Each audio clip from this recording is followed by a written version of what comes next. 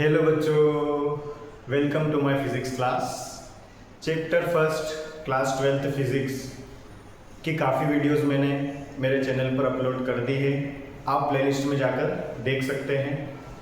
मैंने last lecture में आपको एक होमवर्क क्वेश्चन दिया था, है ना। सो उसको मैं कर रहा हूँ। उसके पहले हम देख लेते हैं कि हमने लास्ट क्वेश्चन में क्या पढ़ा था। फ्लक्स, है ना।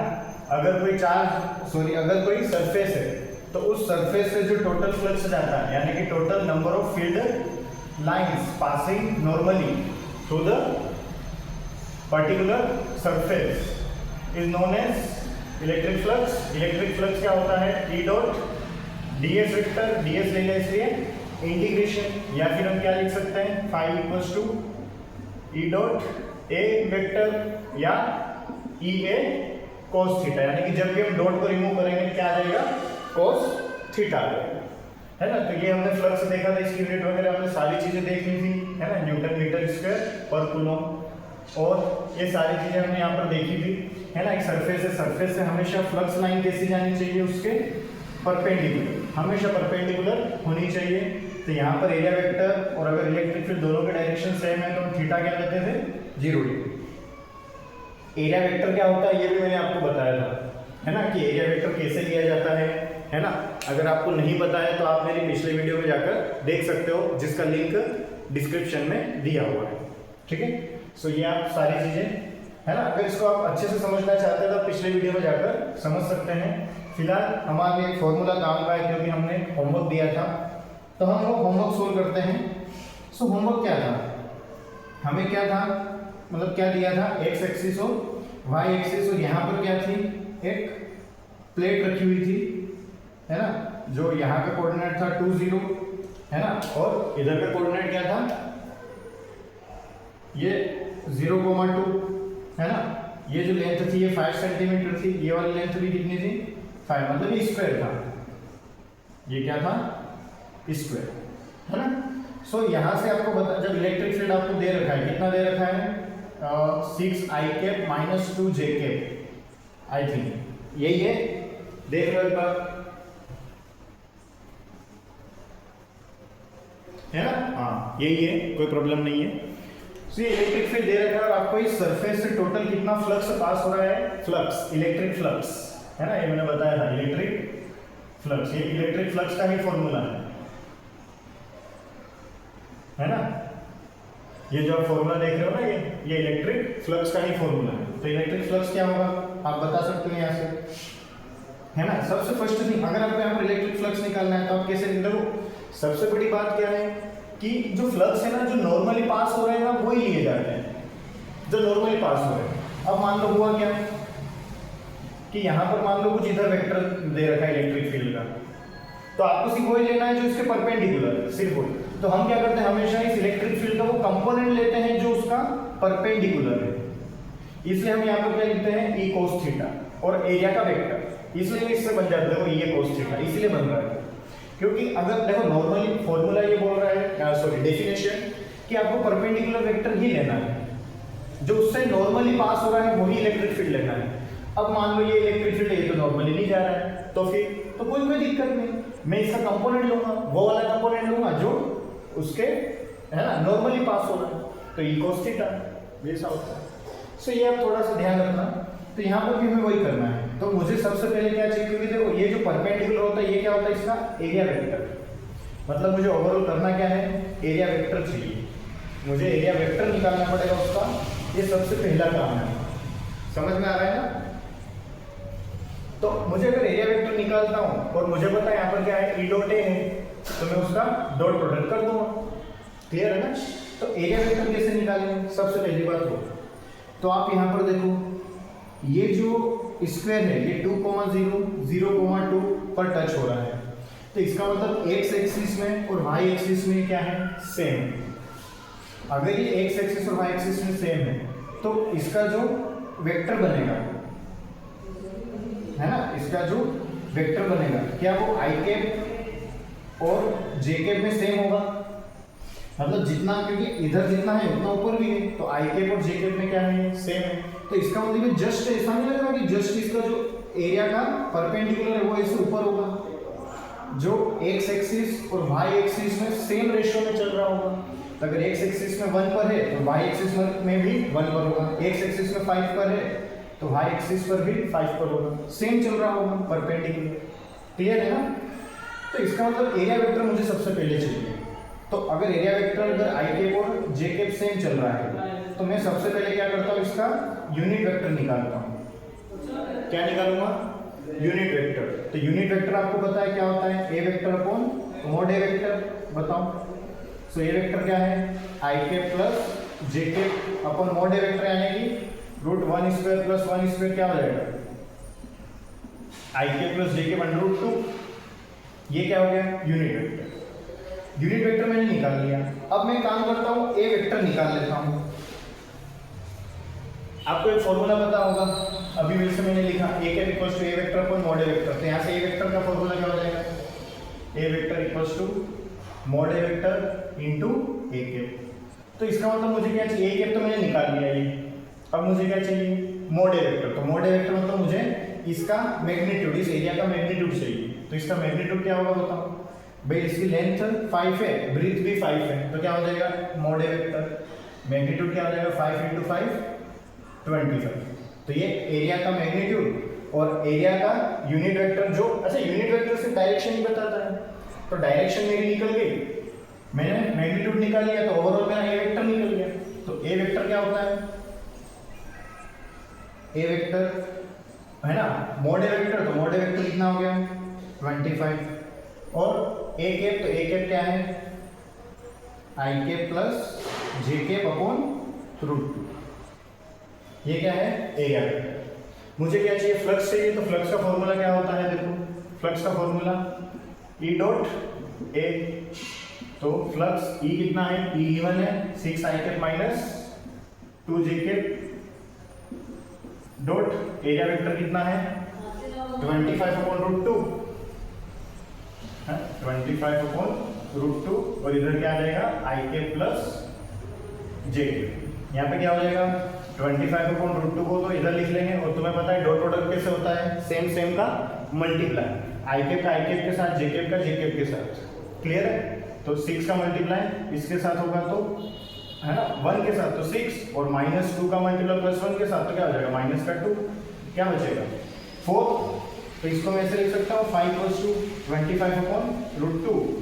4 आएगा तो क्या 4 को √4 2 टाइम्स। सो 2 से ये कट हो जाएगा 2 टाइम, है ना? अच्छा हाँ, ये जो लेंथ है सेंटीमीटर में थी, तो ये जो हो जाएगा 1 सेंटीमीटर, इसलिए 10⁻⁻⁴ है ना भाई। 5 सेंटीमीटर कितना होता है? 10⁻²। तो 10⁻², इसका -2 इसका बन जाएगा -4। तो यहाँ पर 10⁻⁴ भी चल रहा है, ठीक है?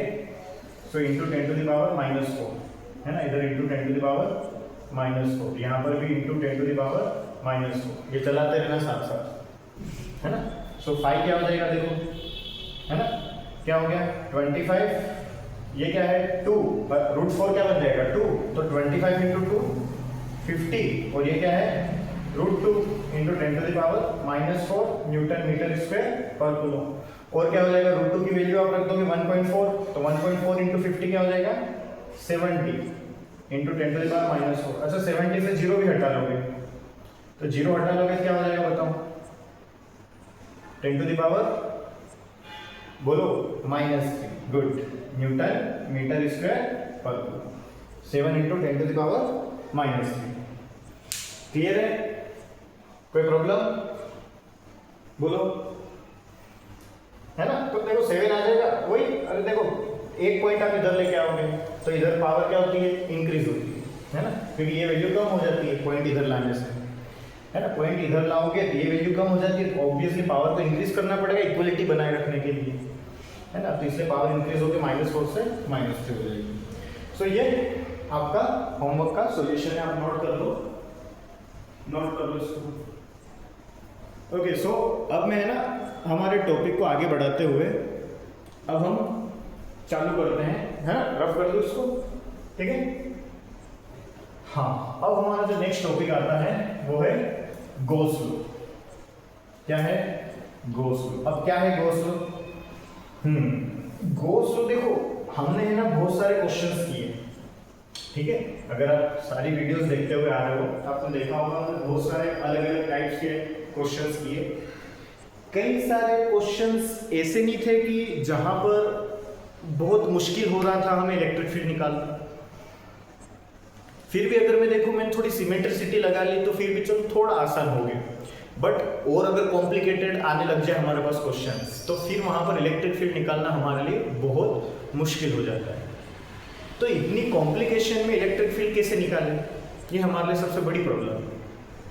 तो उस प्रॉब्लम को सोल्व करने के लिए हमारे पास एक क्या बोल सकते हैं, देवदूत की तरह, है ना। तो देवदूत की तरह बन के आए हमारे पास गॉस, और गॉस ने हमें एक ऐसा लॉ बता दिया जो लॉ हमारे लिए इतना आसान कर देता है इलेक्ट्रिक फील्ड को निकालना जिसका कोई हद नहीं। तो हम उसी गॉस लॉ को आज स्टार्ट करते हैं, और तुम्हारे इस पूरे चैप्टर का लास्ट टॉपिक भी है। तो हम सबसे पहले गॉस लॉ पढ़ेंगे, फिर उसका प्रूफ देखेंगे जो बोर्ड में बहुत इंपॉर्टेंट है ना। बोर्ड में क्या है, गॉस लॉ और उसका प्रूफ पूछ लिया जाता है ना। उसके बाद हम उसके एप्लीकेशन देखेंगे, एप्लीकेशन भी जो है उसके बहुत इंपॉर्टेंट है बोर्ड के अकॉर्डिंग, सीबीएसई के अकॉर्डिंग, है ना। आईआईटी जेईई में तो थोड़ा उससे ऊपर लेवल पर ही आती है सारी चीज़ें, है ना। सो गॉस लॉ को देखते हैं कि ये कैसे हमारे लिए आसान बनाता है चीज़ों को, ठीक है। तो देखो सबसे पहले मैं अगर बात करूँ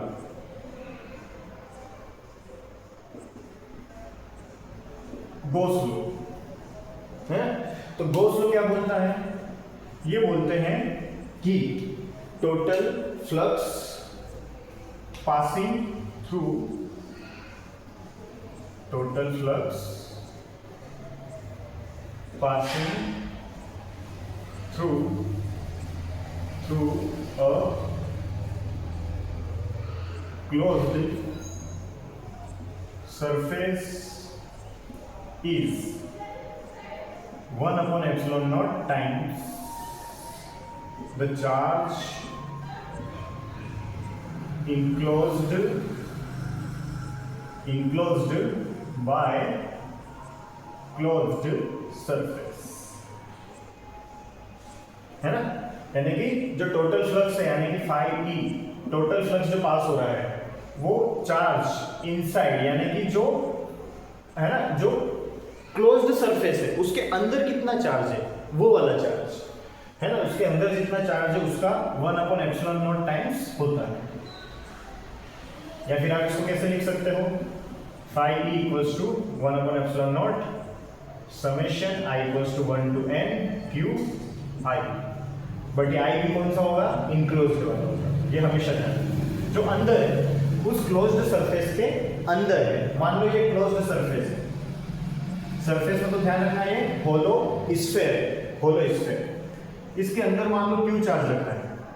तो अब यहाँ से क्या होगा, क्या ये इलेक्ट्रिक फील्ड लाइंस निकालेगा, अगर ये पॉजिटिव है तो आउटवर्ड निकलेगी सारी इलेक्ट्रिक फील्ड लाइंस, बताओ, है ना। नेगेटिव होगा तो अंदर आएगी, बात तो सेम है।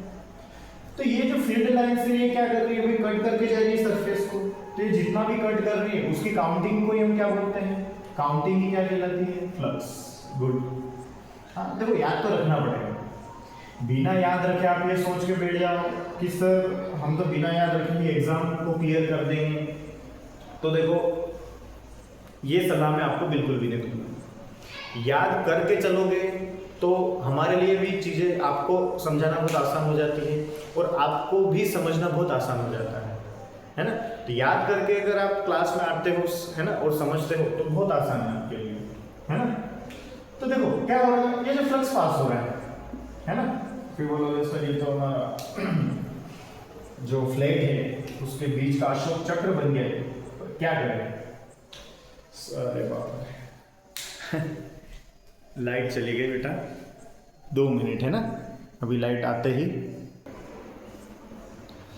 सॉरी यार बेटा वो क्या थोड़ी लाइट हमें ज़्यादा ही परेशान करती है ना। सो कुछ नहीं, उसको झेल रहे हैं, बाकी कुछ नहीं, है ना। देखो यहाँ पर अगर आप देखोगे तो जितना फ्लक्स पास हो रहा है तो ये टोटल इस सरफेस को कितना कट करते हुए जा रहा है। अब इन्होंने फिक्स कर दिया, क्या फिक्स कर दिया कि जितना भी फ्लक्स पास हो रहा है ये जो अंदर जितना भी चार्ज है उस चार्ज का 1 अपॉन एप्सिलॉन नॉट टाइम्स होना है, बात ही खत्म। जितना भी फ्लक्स है ना, इसको कट करते हुए जा रहा है, वो क्या होगा, जितना भी फ्लक्स कट करते हुए जा रहा है वो क्या होगा, किसके इक्वल होगा, जो चार्ज अंदर है उसके 1/ε0 टाइम्स के बराबर। तो अगर मान लो अंदर प्लस क्यू चार्ज है तो प्लस क्यू लिख लो, अगर मान लो अंदर 5 क्यू दे दिया, इधर 2 क्यू दे दिया, तो 5 और 2 7 क्यू, तो यहाँ पर 7 क्यू आ जाए, उस हिसाब से यहाँ पर काम होता है। क्लियर है? ओके। अब हमें यहाँ पर एक बात समझना है, वो क्या है वो देख लेते हैं, है ना, कि इसका प्रूफ। ठीक है, तो हमें इसका प्रूफ देखना है, तो हमें काम करते हैं, अब इसको नोट कर लो जल्दी से, है ना। अब मैं इसका प्रूफ देता हूं कि आया कैसे फॉर्मूला, है ना, क्या हमें रटना ही पड़ेगा ये, या फिर हम डायरेक्ट भी इसको निकाल सकते हैं।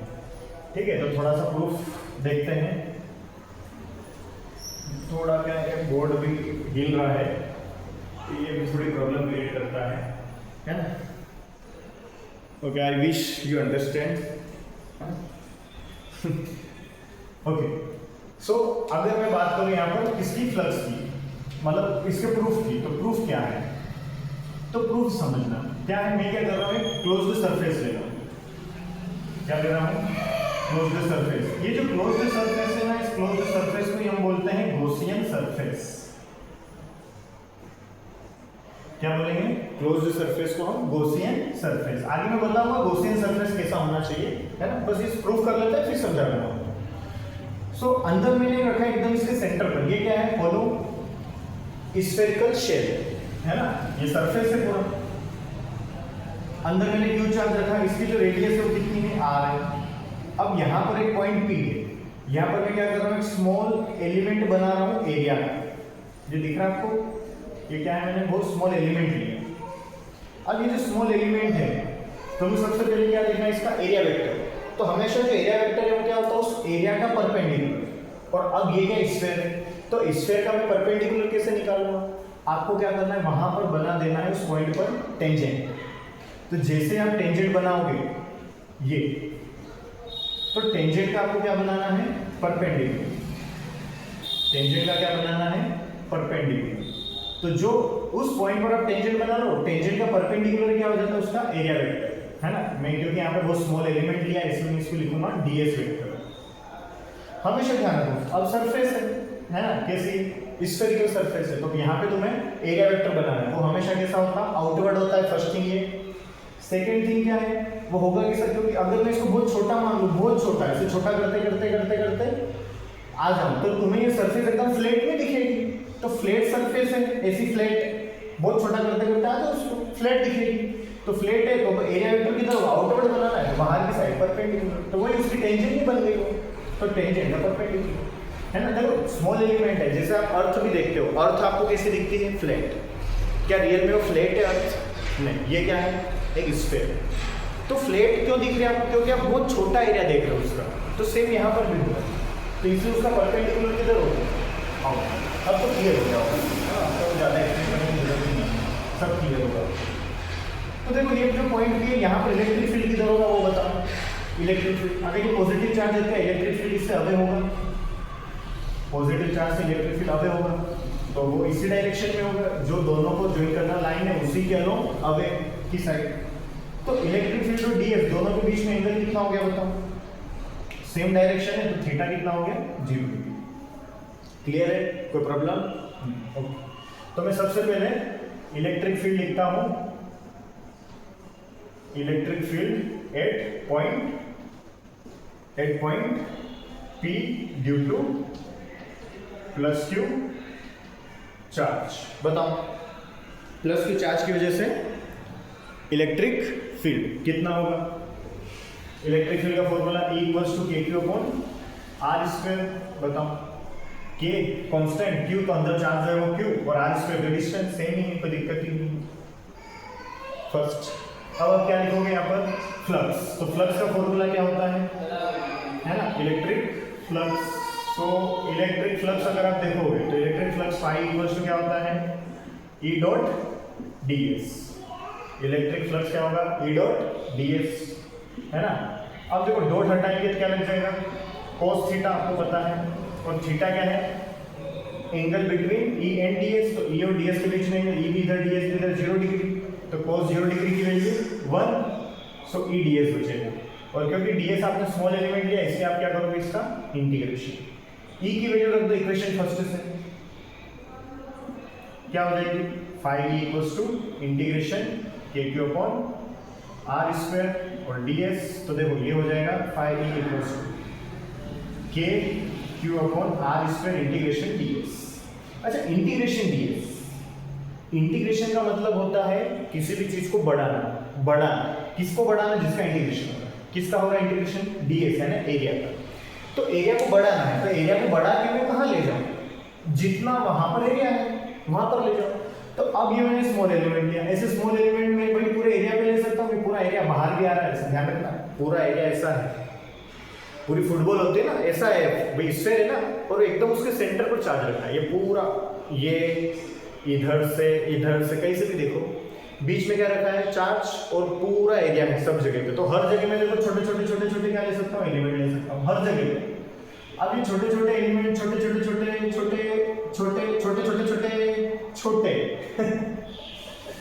है ना, छोटे करते बहुत छोटे हो गए, है ना। तो ये जो छोटे एलिमेंट्स हैं, ये सिर्फ बहुत सारे ले सकते हो आप, कोई हद है कैसे नहीं। तो अभी पर ये छोटे लेते आप कितने ले सकते हो, क्या सबको मैं अगर सम करूँ सभी का, क्योंकि इंटीग्रेशन करना मतलब सम करना है, सबका मैं सम करूँगा तो क्या पूरे स्फीयर का सरफेस नहीं बन जाएगा, पूरे स्फीयर का सरफेस अगर ये बन जाता है तो इसका मतलब इंटीग्रेशन डीएस क्या है, इंटीग्रेशन डीएस क्या है, बताओ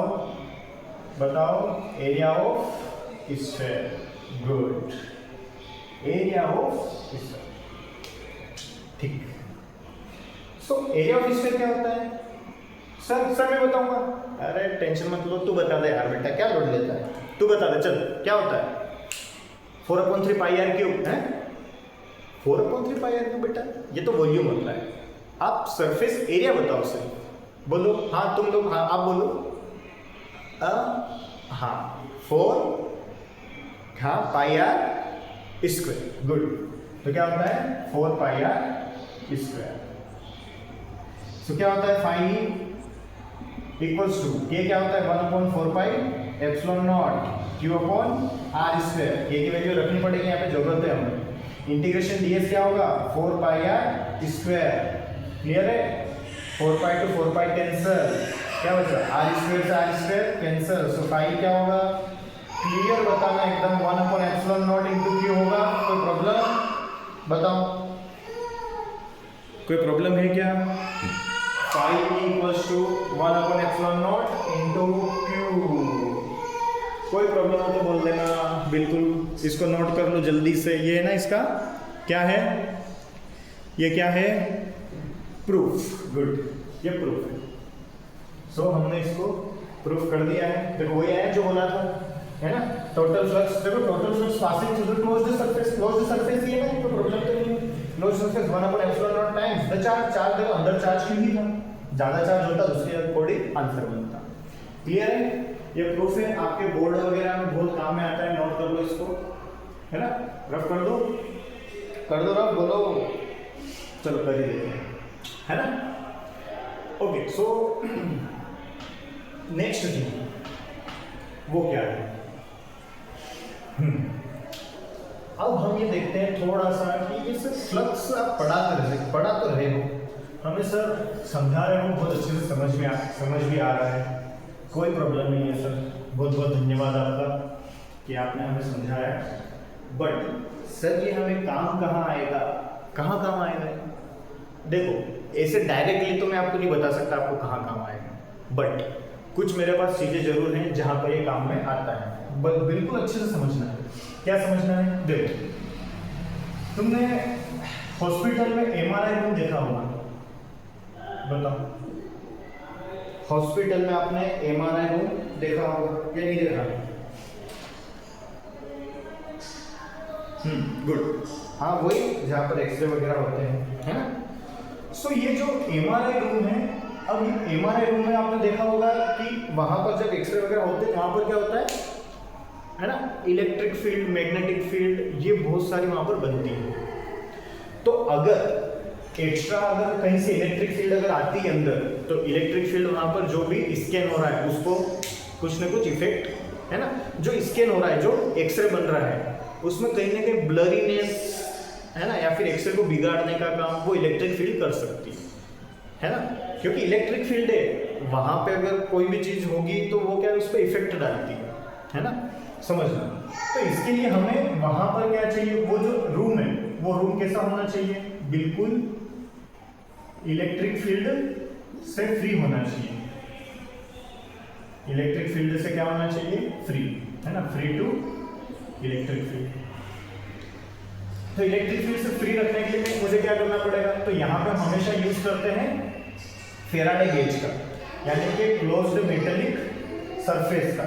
और क्लोज्ड मेटेलिक सरफेस यूज करने से क्या होगा कि जो बाहर से जो भी फ्लक्स आ रहा है, जितना अंदर आएगा उतना बाहर हो जाएगा, तो इसलिए अंदर फ्लक्स क्या होगा, जीरो हो जाएगा। जैसे क्या इलेक्ट्रिक फ्लक्स मान लो इधर से अंदर आया, इधर से बाहर, इधर से अंदर आया, इधर से बाहर, तो जितना अंदर है उतना बाहर हो गया, तो अंदर फ्लक्स क्या हो गया, जीरो, है ना। अच्छा, हॉस्पिटल में ये चीजें कहाँ से आती है, जैसे हॉस्पिटल में वाईफाई चल रहे हैं, है ना। और नेक्स्ट थिंग, मोबाइल वगैरह भी बहुत यूज होते हैं, तो मोबाइल से जो रेडिएशन आती है वहाँ पर भी इलेक्ट्रिक फील्ड होती है ना। तो ऐसे बहुत सारी चीजें हैं जो वहाँ पर बाहर से इलेक्ट्रिक फील्ड आ सकती है। तो वो जो पूरा रूम है वो कैसा बनाया जाता है, पूरा मेटेलिक बनाया जाता है, ताकि जो फ्लक्स है अंदर की तरफ ना रुके। क्लियर है, ओके। सेकेंड, इसको आप देखोगे जो कार वगैरह पेंट होती है, आपने देखा वो कार की में जो पेंट होती है वो बहुत, है ना, बहुत एक्यूरेट होती है ना, बिल्कुल भी आपको कोई ऐसे ब्रश वगैरह लगा हुआ इस टाइप से बिल्कुल भी नहीं दिखता है। तो कार में जो पेंट होता है इतना स्मूथ पेंट लगा होता है, वो स्मूथ पेंट कैसे होता है, तो क्या होता है कि कार की जो बॉडी है ना, वो क्या है, मैं थोड़ा डायग्राम में कच्चा हूँ, तो आप मुझे लग रहा है आप समझ पा रहे हैं कि ये कार है थोड़ा ओल्ड स्टाइल की, है ना। कहाँ पे देखिए इसी कार, सर आपकी नहीं देखी है ये आपके यहाँ ही देखी, इसके पहले कहीं देखी नहीं थी हमने ठीक है, ये कार भी ठीक है, क्या ही कर सकते हैं, है ना। हाँ सर, ये आपके यहाँ की ही कार है ना, ऐसी कार आज से पहले कभी हमारे पाले पड़ी ही नहीं। Okay, good. सो देखो, जब हम इसको क्या करते हैं, इसको पेंट करते हैं, तो पेंट करते हैं तो क्या होता है, हम इसको है ना ऑपोजिट चार्ज पे रखते हैं, इसको क्या दे देते हैं, ऑपोजिट चार्ज दे देते हैं। और फिर जो स्प्रे हो रहा है, तो स्प्रे होने में जो ड्रॉप्स हैं कलर के, उस ड्रॉप्स पर डिफरेंट चार्ज होता है। मान लो ये पॉजिटिव चार्ज है, तो ये इस पे क्या दे देते हैं, नेगेटिव चार्ज। तो जब ये ड्रॉप्स इधर जाते हैं, तो ये ड्रॉप्स क्या होंगे, पॉजिटिव चार्ज होंगे, और ये नेगेटिव चार्ज है, तो ये क्या होगा, अच्छे से अट्रैक्ट होकर पूरी तरीके से स्मूथली फैल जाता है, कलर स्मूथली फैल जाता है और अच्छे से चिपक भी जाता है ना। तो इस वजह से एक तो हम यहाँ पर चार्ज का यूज करते हैं, है ना, वैसे हमें चार्ज का यूज ही हो पाता है, बाकी है ना। आप देख पा रहे हो यहाँ पे क्या हो रहा है, नेगेटिव है और ये पॉजिटिव है, तो ये जब अट्रैक्ट होंगे तो बहुत अच्छे से इसको चार्ज कर देंगे, है ना। क्लियर है ना। नेक्स्ट थिंग, आप ये चीजें कहाँ पर देखते हो, कहाँ पर, ओके हाँ देखो, चार्ज वगैरह देखना है तो आप बहुत जगह देखते हो, जैसे ठंड के टाइम पे आप देखते हो, आप कंबल में से हाथ घुमाओ, कंबल में, है ना, चट चट चट चट चट चट की आवाज आती है, चिंगारियां दिखती है, चार्ज है ना। कंबल क्या है, इंसुलेटर है, इंसुलेटर पे चार्ज एक जगह टिक जाता है, इंसुलेटर पे टिक जाता है। कंडक्टर में क्या होता है, फ्लो होता है। इंसुलेटर में क्या, मान लो जैसे ये है, इसको मैं यहाँ पे रब करूंगा, तो रब करते क्या होगा, यहाँ पर चार्ज आ जाएगा। अब ये यहाँ से जाएगा नहीं कहीं पे भी, क्योंकि ये फ्लो नहीं होने देता इंसुलेटर। लेकिन कंडक्टर होता है, मैं इसको रब करता तो वो चार्ज क्या होता, पूरा फैल जाता, और फैल के क्या मेरे हाथों से होके, है ना, चला जाता। तो ये क्या है, इंसुलेटर में जहां पर आप रब करते हो ना, वहीं पे चार्ज रह जाता है, ये हमेशा ध्यान रखना, है ना। चलो एक और मैं इसका बहुत अच्छा एग्जाम्पल बताता हूँ आपको, और वो एग्जाम्पल क्या है, वो है लाइटनिंग वाला।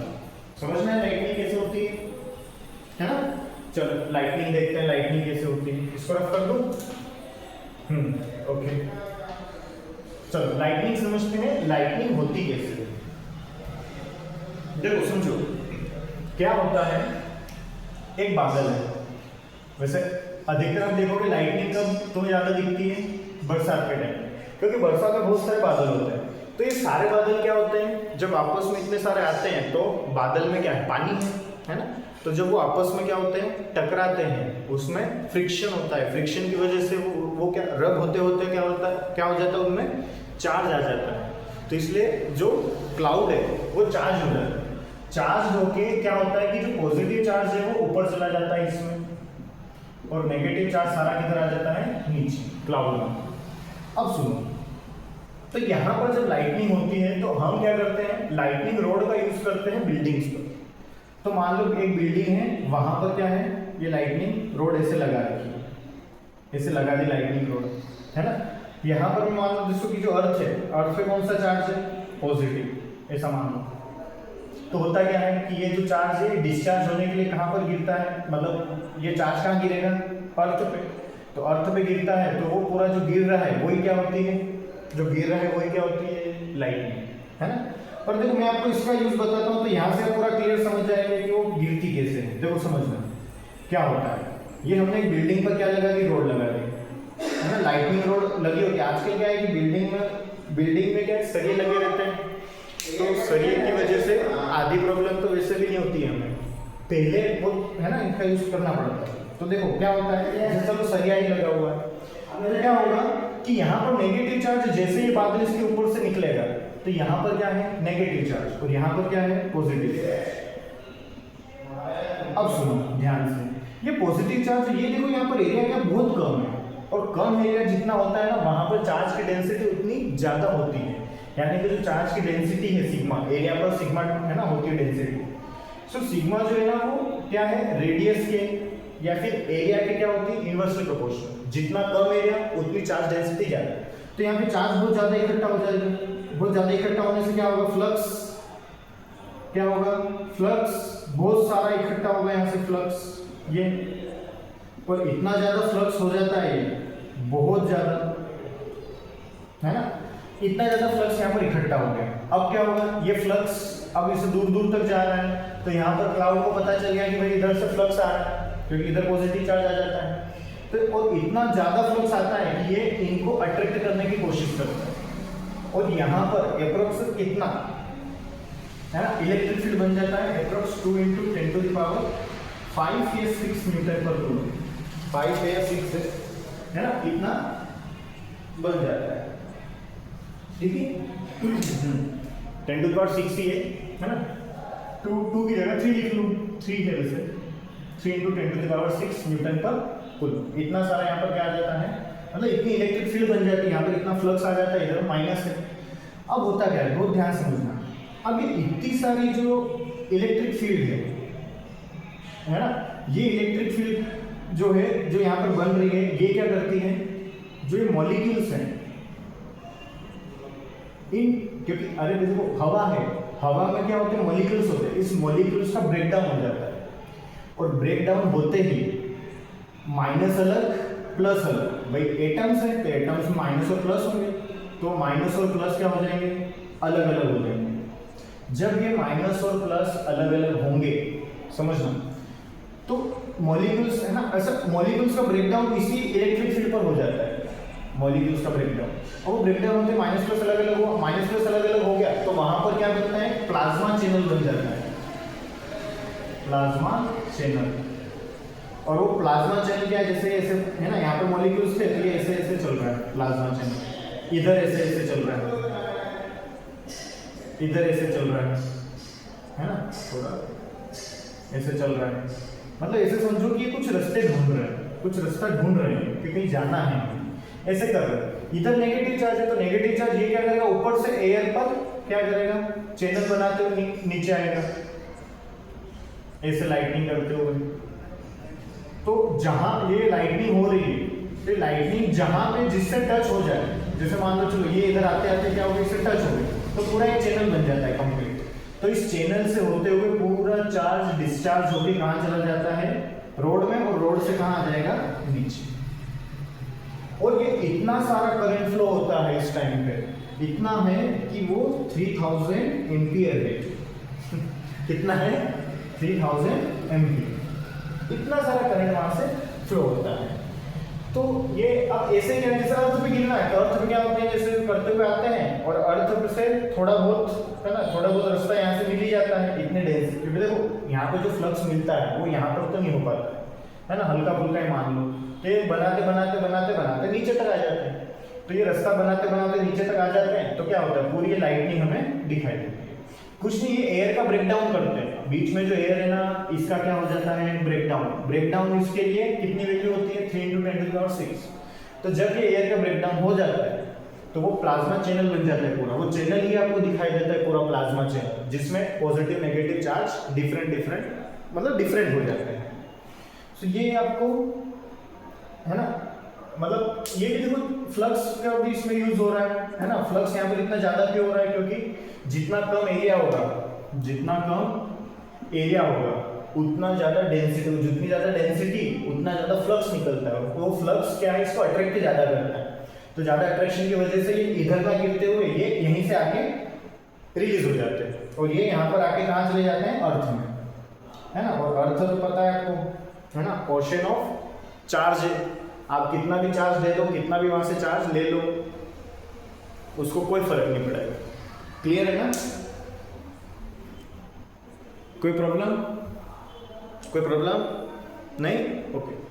सो आज के लिए मुझे लग रहा है बहुत ज़्यादा ही लंबी क्लास हो गई है, बहुत स्लो पढ़ाना था, मैंने थोड़ी एक्स्ट्रा भी चीज़ें आपको समझा दी यहाँ पर। नेक्स्ट हम देख लेंगे गॉस के एप्लीकेशन, है ना, गॉस एप्लीकेशन हम बाद में देखेंगे, मतलब नेक्स्ट वीडियो में, है ना।